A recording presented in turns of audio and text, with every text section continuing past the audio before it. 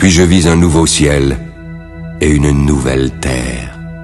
Car le premier ciel et la première terre avaient disparu, et la mer n'était plus.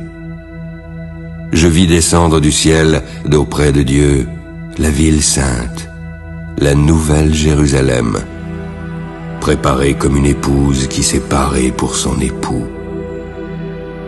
Alors j'entendis du trône une forte voix qui disait: Voici le tabernacle de Dieu avec les hommes.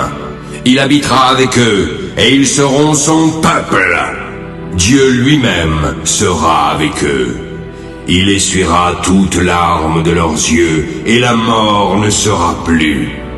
Il n'y aura plus ni deuil, ni cri, ni douleur, car les premières choses ont disparu.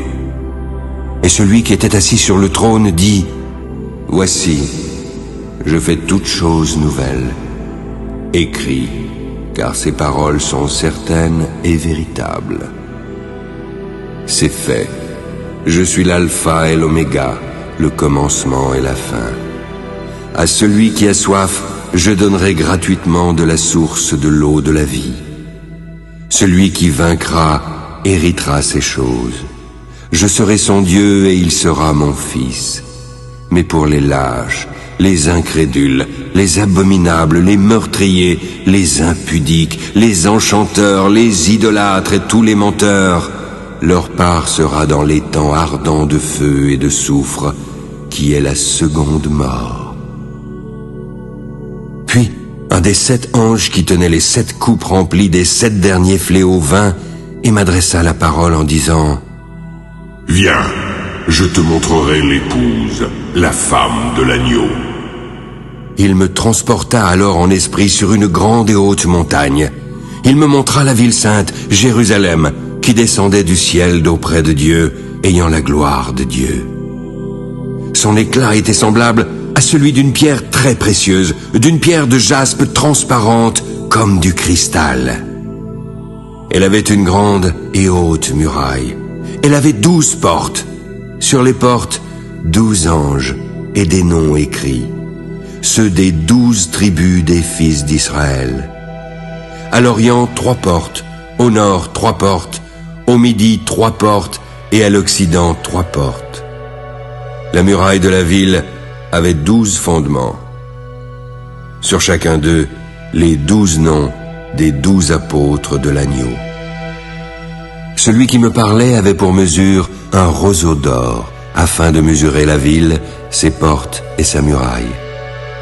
La ville avait la forme d'un carré, et sa longueur était égale à sa largeur.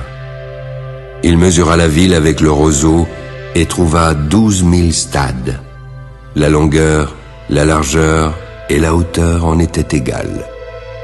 L'ange mesura la muraille en mesure d'homme, et trouva 144 coudées. La muraille était construite en jaspe, et la ville était d'or pur, semblable à du verre pur. Les fondements de la muraille de la ville étaient ornés de pierres précieuses de toute espèce. Le premier fondement était de jaspe, le second de saphir, le troisième de chalcédoine, le quatrième d'émeraude, le cinquième de sardonyx, le sixième de sardoine, le septième de chrysolite, le huitième de béryl, le neuvième de topaze, le 10e de chrysoprase, le 11e d'hyacinthe et le 12e d'améthyste.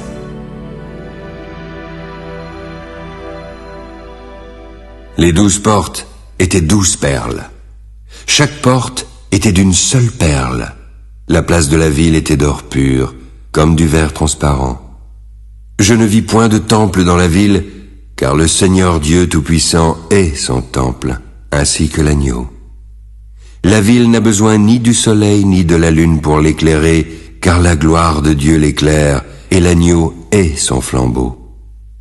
Les nations marcheront à sa lumière, et les rois de la terre y apporteront leur gloire.